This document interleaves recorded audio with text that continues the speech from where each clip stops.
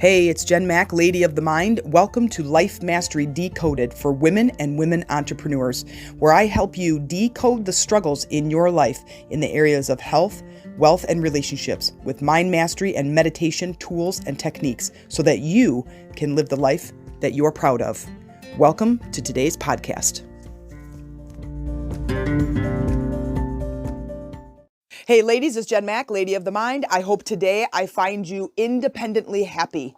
And if you're not independently happy, then it is my intention in today's episode that I give you one inspirational nugget that will transform your life to become independently happy. Now, what in the world do I mean about being independently happy? I mean being happy, independent from others.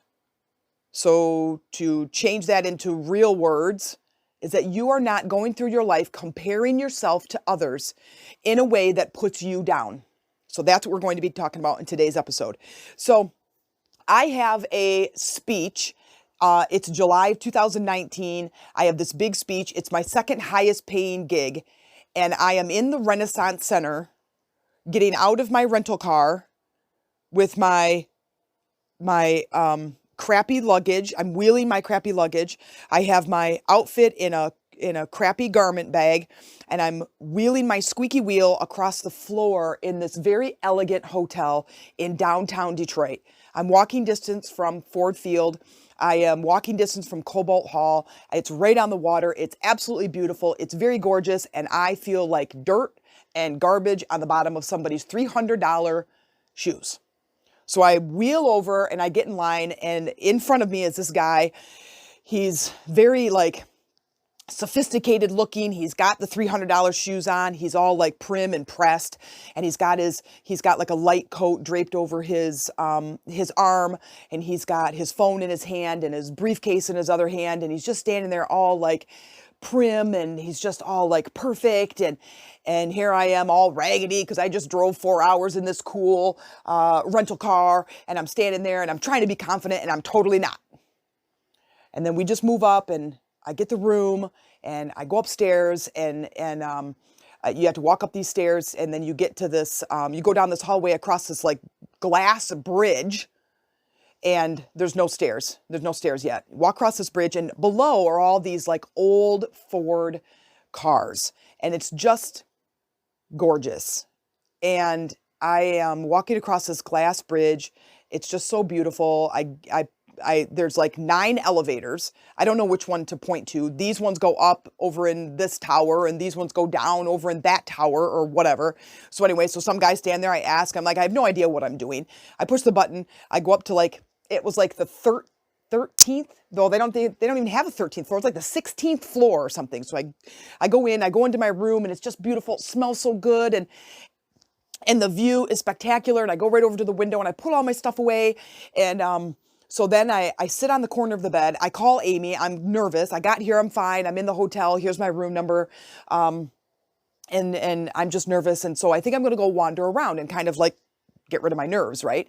So one of the things that I need to have in order to be really effective on stage is, this is for me. I need to have 2 things. One, I need to know the place that I'm going to be speaking. I need to see the stage. I need to see the room. Right? And the other thing I need is what I call an anchor person. So I need somebody in the audience that can be my person. It just kind of helps. I just feed off the confidence. So sometimes it's Amy, sometimes it's the person who hosted it. This one was a huge event that is a week long. All of these speakers and breakout sessions and keynote speakers. And so there's all these people, and I can tell the speakers versus the people that are attending. So it's this huge, giant, nationwide event, and I'm one of the speakers. Now, at this point, I'm not a keynote speaker. I'm just one of the I shouldn't say just, but I was one of the breakout session speakers. And so I go down, and it's, I don't know, now it's 7:00 at night or something, and I'm looking for the paperwork and where the room is and which breakout session, and I take the elevator back down, and I literally am just getting lost in this Renaissance Hotel. And if you've ever been there, it's not hard to get lost. It's so beautiful. It's so great. So anyway, I start walking around, and I'm dipping my head into all these different rooms. And So I find my room or I find the stage, I should say, and I walk in and it's like a galley. It's very long and very narrow. And there's probably, I don't know, there might be 60 or so seats in there. And I did ask the lady who was the main orchestrator of this event. And I did ask her how many people, it's just one of the questions a speaker asked, but how many people are going to be attending the event? And she's like, well, there's probably 2,000 people will be attending the event, but in your session, you probably shouldn't expect more than maybe 50. I'm like, okay. So I go into this room, it's very long, and the chairs are set up and they're split down the middle with an aisle in the middle. And I walk up and there's a very small stage and there's a podium with a computer and there's the screen is pulled down and because I just do my slides like in Google Docs. And so it's all, I just need Wi-Fi and I can connect to it, right? And so I stand up on the stage and I'm looking out at the audience. There's no audience. It's empty. It's the night before. I go on stage tomorrow morning and it's the night before. And so I'm looking out and my nerves immediately calm down. And so now I can visualize. And so I just kind of wander around a few more minutes, whatever. And I go back out and I go back up to my room. So now fast forward after my 2-hour sleep, because of course now it's the day of. Now at this point, I've been on stage close to, like real stage like this, several times, like 30 times or something. And then as far as being up in front of an audience, we're talking probably 300. I had a boot camp and I was a teacher and, I ran smaller events. And so being in front of people and talking in front of people was not a problem at all. But being on stage, now this was a higher paying event. So now it's the morning of course, I'm not going to eat. I'm on stage for 55 minutes is all. So I'm going to go down there and I'm going to try to find my anchor person. And, in the meantime, I'm pacing in the room. I'm not eating. I'm drinking some water or making some tea and just trying to settle my stomach a little bit, just nerves. And I had brought a few different outfits to wear. And so I get this one out and I put it on and I'm like, no. And I get this one out and I put it on. I'm like, no. And I get this one on, but I'm like, oh my God. I'm like an 18-year-old girl going to prom and I can't figure out what I'm going to wear. And I'm like, what am I doing? But it's because I went downstairs and I saw some of the other women that were going to be on stage. And I saw what they were wearing. Now, they're not even on stage. This was the night before. But because I saw that, I now feel inadequate because I'm comparing myself to her. Okay? So I'm sitting here. I'm on the edge of the bed. It's like, I don't know, it's like 7:30 or something. I think I go on stage at like 9. And I'm sitting here and I'm thinking, like, what is the problem? I am really good on stage. I'm fun. I'm funny. I'm engaging. I have really great things to teach. The audience usually loves me. When I do a talk, I always get called back because I'm so great on stage. Now, I know that sounds like, I'm tooting my own horn and all that, but I really emphasize in my own education and practice is that I am engaging on stage. So anyway, I sit for a second and I'm like, why am I comparing? I'm not going to wear heels. I'm not going to wear a dress. I'm not going to wear half the outfits. I might be loud and intense in my delivery, but I'm not loud and intense in my attire. And I'm not a businesswoman in the sense where I'm going to wear a tailored outfit or pantsuit outfit or something like that. I want to be comfortable. I have to wear lighter clothing because I get warm when I'm on stage because I move around a lot. I'm very animated, move my arms around a lot and stuff. It takes a lot of energy to pull off this personality. I'll tell you that. So anyway, as I'm sitting there and I'm thinking, I'm not them.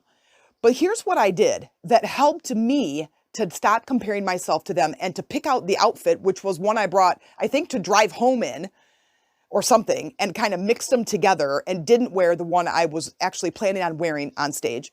But I said this, I know that I'm good on stage. So am I trying to get their attention with my outfit or am I trying to get their attention with my words and my personality? And that stopped it. The other thing that stopped it is, what if I'm a better speaker than she is? So she might look good, have a better haircut, a better outfit, maybe a better body. She's a little bit more feminine. She's prettier. She's smarter. Maybe she's got more money because look at what she's wearing, right? But what if I'm a better speaker? What if she's boring? She might be easy on the eyes, but maybe she's not on the ears. I want to be both.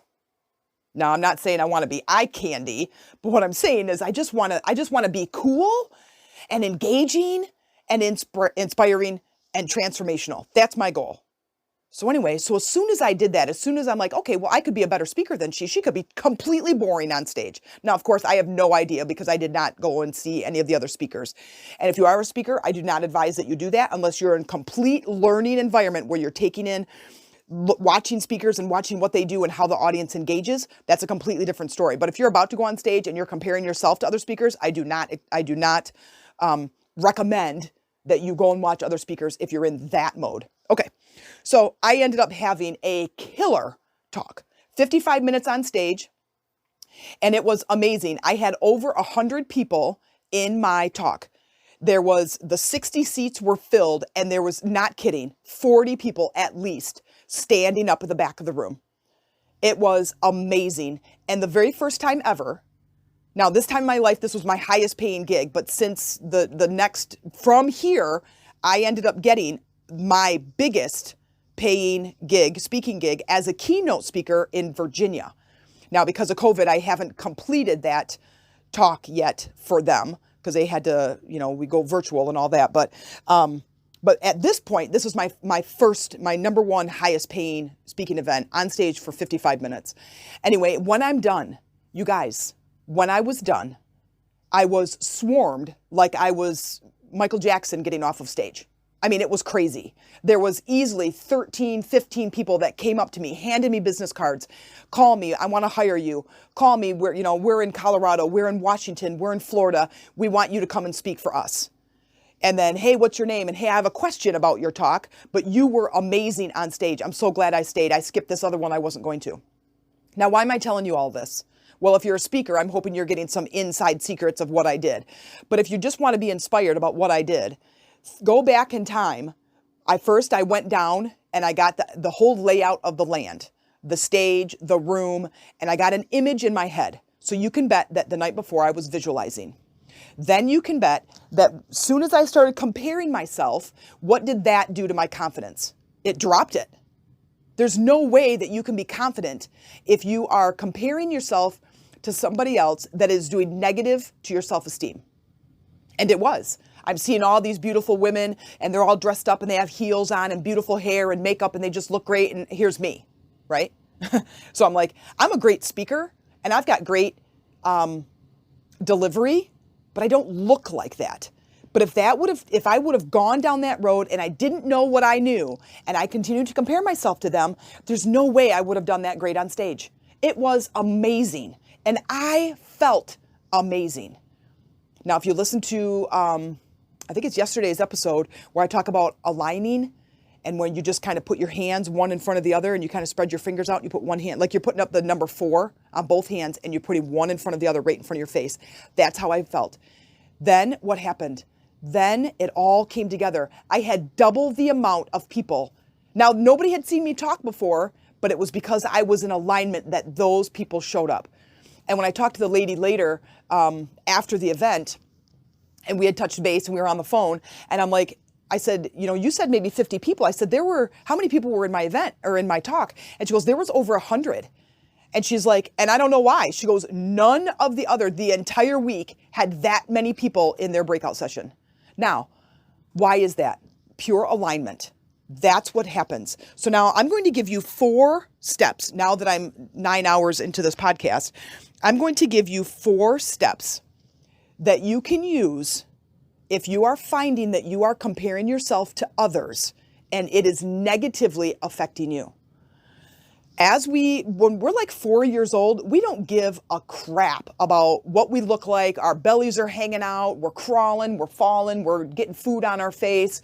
We're doing things and it doesn't matter. But it isn't until we start going to school and we're about 2nd grade that we start to notice how other people are treating each other and how they're treating us. Our awareness about our environment starts to shift. And that, my friends, is where shit starts to get real. For us as women, that is when things start to kind of go sour for us. Either you're in the pretty girl club or you're not. Either you're in the athletic club or maybe you're into sports. Now, maybe not in second grade, but it starts to transform. Either you're fat or you're good looking. Either you've got great hair or you don't. Either you're right. And that's when we start to compare. That's when kids start teasing us. That's when bullying starts happening, is right about second grade, because that's when our awareness starts to open up about our engagement with our friends. Well, may or may not be your friends, depends on how they're treating you. So here are what I deem to be the top 4 steps to stopping comparing yourself to others, so you stop creating your self-esteem issues. And we're all doing it. We grow up with, mine forever and ever and ever was, I'm not smart enough. But if you listen to my other podcasts, I already told you about Mr. Pattison, where I go into his office and basically he says, Jennifer, you're not smart enough to go to university. And I'm like, awesome. My entire dream just went down the crapper because of this guy telling me that I wasn't smart enough. It was awesome. So now what do I have? I have this limiting belief that is following me forever. I'm going to start a business. No, you're not. You're not smart enough. I'm going to go get this degree. No, you're not, because you're not smart enough. Okay, so that was mine. What's yours? What limiting belief is stopping you from stepping into your life? What limiting belief that is the size of the biggest building, the biggest wall that you can't see around, you can't get under and you can't get over? It's that big. What is it that's stopping you? What is it that's stopping you from leveling up an area of your life, no matter what that area is, and dig all the way to the bottom? Well, I don't have enough money. Okay, why don't you have enough money? Well, because, I work at so-and-so and I don't get paid. Why not? Why doesn't your boss give you a raise? Why don't you go out on your own? Why don't you go work for someone else? Whatever, all those things. Why? Ask all those whys to get all the way down that says something like, I'm not good enough. I'm not smart enough. I'm not pretty enough. I'm not rich enough. But you take out the middle word and it's, I am not enough. Okay. When you're comparing yourself to others and it is negatively affecting you, you always come down to the fact that you're not enough. So now let's talk about how do we get to feel we're enough so we can start to become into alignment with who we are. The very first thing, and this has helped me a thousandfold, I cannot emphasize this enough, but step number 1 is to practice gratitude. Even if you're in your lowest moment. When I had to move out of the personal training space that I got and I rented this space and it was so beautiful, so perfect, and I spent all this money, I had no idea what I was doing, and I had this team of people and I painted the floor and I cleaned it up and I did new things and fixed things and it was so great. 4 months later, I had to move out because I couldn't afford it. 4 months. I was so embarrassed and I was so ashamed. And the next December, January, February, March, I was in the lowest point of my life. It was dark. Even in that moment, I could be grateful for something. I could be grateful that I had time to lay around. I could be grateful that my bed was so comfortable and my pillow was so lovely. I could be grateful that my dog would take naps with me when I was so depressed. Right? Even in your darkest of times, there are things you could be grateful for. So how do you start a gratitude practice? Here's what I did. What I did was I got a journal. And I have 12,000 journals, I think, in my possession. I love writing. And I got a journal. And I just wrote the date on the top. And I wrote, what am I thankful for today? And I put it into 3 different categories. First, it was about myself. What am I thankful for about myself? And it literally, you guys, could be anything that you can see, you can hear. You like your eyebrows. You love your hair color. You love the size of your feet. You love your nail color. It doesn't matter. Anything and everything that has to do with you. I am grateful that I'm alive. I am grateful to be a woman. I am grateful that I am 5'8.5". I'm grateful that I have red hair. I'm grateful that I have green eyes. Whatever it is. And go until you can't go anymore. Especially in the beginning of your gratitude journal. Then sit for a few minutes and just breathe all of that in and feel the gratitude of you being you on this planet. What does it feel like to be you? I don't know. I only know what it feels like to be me. And do that. The next category within gratitude is the stuff in around you, the stuff that you have, a bed, a house, a car, a job, a couple of animals, a couple of kids, food in the refrigerator, clean, fresh water, any of the physical things. I love that rug. I love this desk. I have this giant whiteboard so I can put my big business visions on it. I love that lemon candle. These are all things that are in the space I'm in right now staring at. I love this dog. I love the fish tank. I love my bookshelves with all my books on. I love all my books. I love my Kindle. I love my new Garmin Vivo Active 3 watch. And that's not an ad just now, you guys. But if you are looking for a smartwatch that is simple, yet it still has a creativity and it's easy to use, the Vivo Active 3, that's your watch. Okay, moving on. Okay, and then another thing I would do is now the people in your life. This is still all about step number 1 under gratitude. The first is about you, specifically your skills, your talents, your gifts, and physical attributes about yourself. What are you thankful for? Then the stuff that's in your life, the things that are in your life, the things that you love, even just in the room that you're sitting in thinking about this, the car that you drive, anything, any of the physical items that are in your life. And the last one that I did was the people in your life. This is everybody, your partner, your kids, your sister, your brother, your parents, your Aunt June, the neighbor who helps you shovel your driveway, the post lady who delivers your mail by 11 o'clock every day, whatever. The cashier that was so friendly at the bank yesterday, or the teller that was so friendly at the bank yesterday, okay? Sorry, Amy. I know it's not a cashier, it's a teller. I don't know why I said that. She worked at a bank and I should know all those terms. Okay. So that's gratitude. The physical aspects of you, or the gifts and talents that you possess, the stuff that's in your life, and the people that are in your life. Those are the things, and I would just dump it and dump it and dump it. And each time you do this, stop for a moment after you write it and you dump all these things out, is to breathe in and feel gratitude. Okay? The next one, number 2, is to stop and comparing yourself. The first one is practicing gratitude. These are all about the things that are in your life. The second one is to focus on your gifts. These are your gifts. These are the things that you're good at that I might not be good at. So for me, I might focus on my strengths is speaking. So I'm gonna focus on the gift to speak. Mine might also be the gift to research. Like I am like the research queen around. When something is wrong or broken or I don't know what to do or how to fix it or whatever, I like Google and YouTube the crap out of it. And I have fixed so many things in my house. I didn't have the knowledge to fix that I would YouTube it and I would fix it. Whether that is putting in a new sink, fixing the washing machine, dealing with the septic tank issue in my backyard, putting up a privacy fence, all of those things I researched, and Amy and I went and took care of it. Okay? So I love that about myself. What do you love about yourself? Something that you're smart at, something that you're gifted, a talent, a skill, a gift, something that you can do that maybe others can't do. And it doesn't matter if others can do it. You do it in your own unique way. And how do you do this? My thought is you could do the same thing. You can, if you like to talk, then you can say those things out loud to yourself in the mirror. It's called mirror work.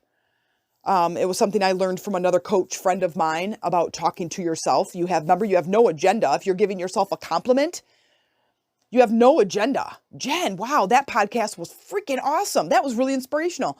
Like, that was really exciting. I love doing that. Jen, nice job on figuring out how to do the behind the scenes stuff and staying dedicated to that. Good. That was awesome. I have no hidden agenda. So I literally can accept that compliment. And don't ever for a second think that compliments make you selfish. Self-love is not selfish. Self-love is not selfish.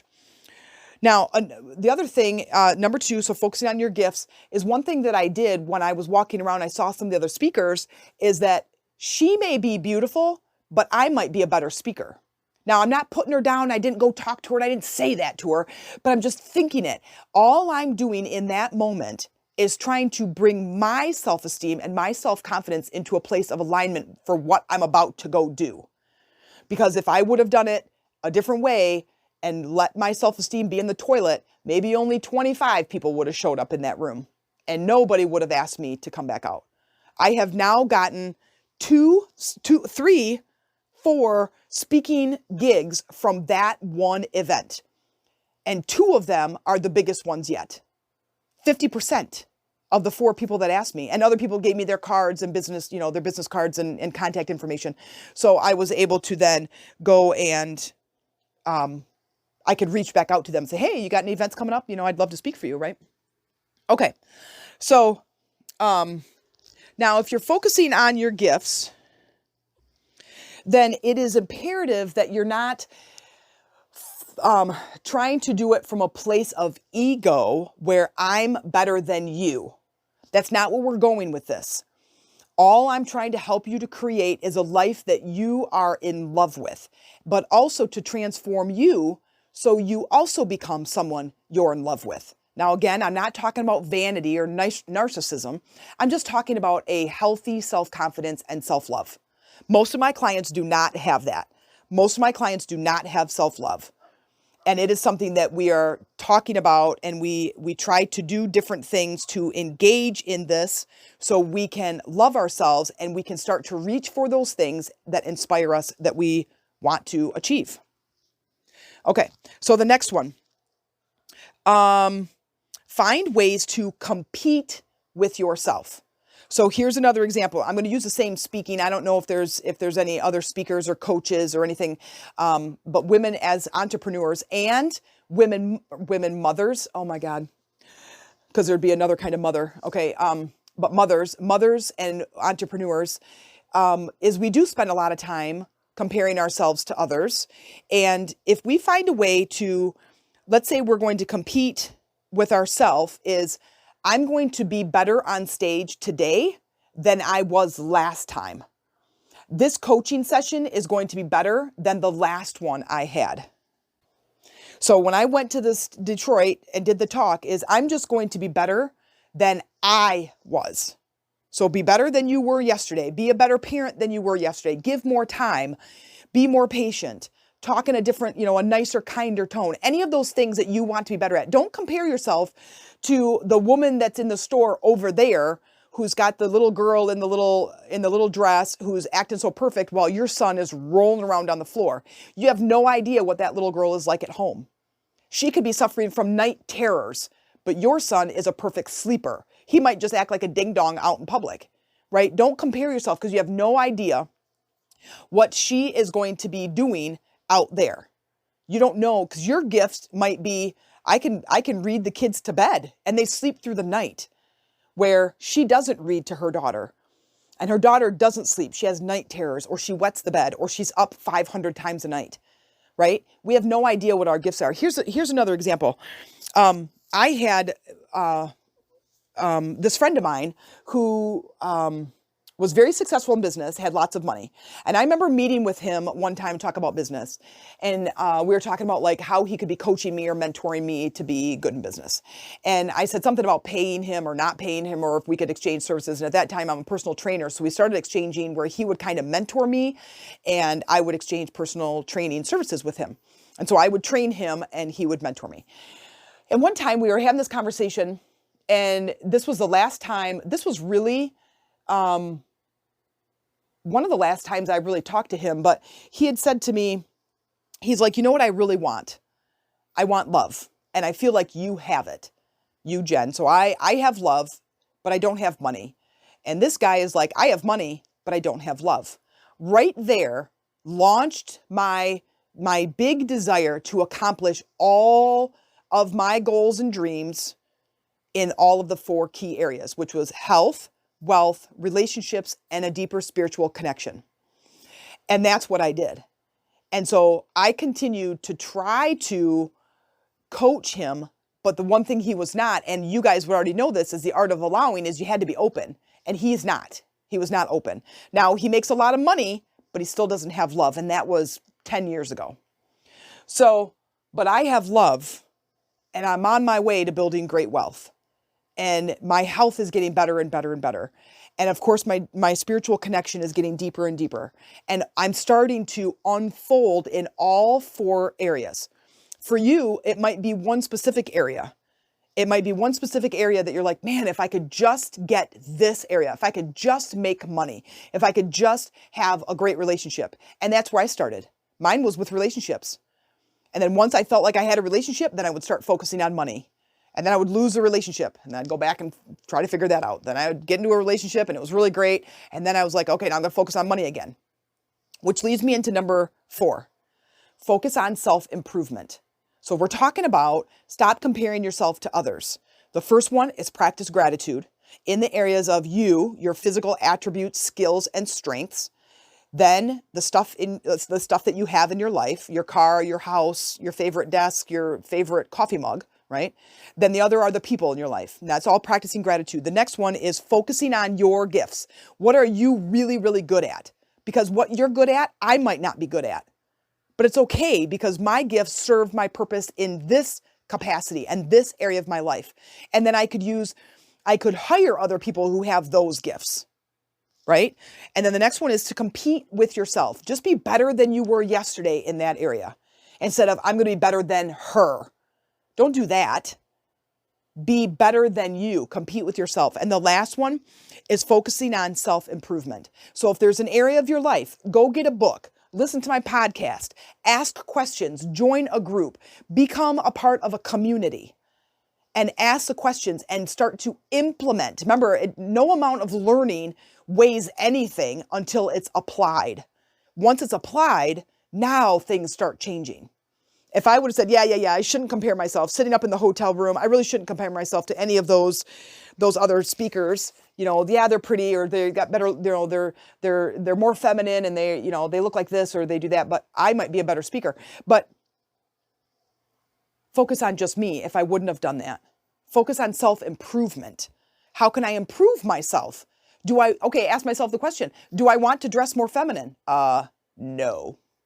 Do I want to wear a dress? No. And to be honest with you, when I'm in a dress, I look like a drag queen. So I have to dress according to my body type. I can't hate myself. Nothing good is going to come out of me hating myself. Nothing. Let me tell you that again. Nothing good is going to come out of you hating yourself or any aspect about yourself. We have to learn to be accepting.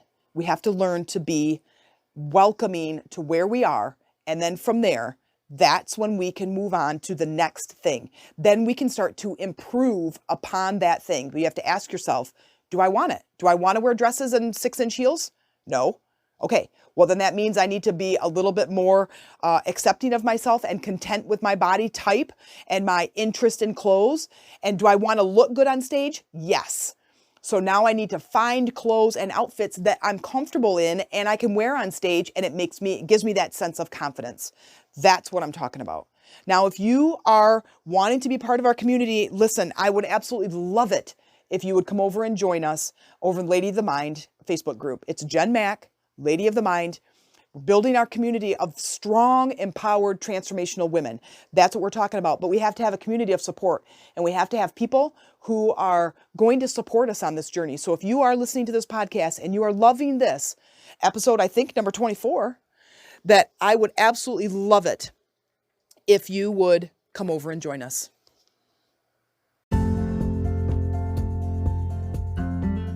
Thanks for listening, and if you liked this episode, please take the time to like and share. Also, please visit me on my other social media pages. I'm on Instagram, Jen Mack, Lady of the Mind. I'm on Facebook, where we have this community titled Life Mastery Decoded, and it's a community of women and women entrepreneurs where we come together to support one another in sharing our successes and struggles. You can also check out my YouTube channel, where I share my teachings and my personal journey, and it's simply titled Jen Mack, Jenmac. Have a great day, and I hope to hear from you.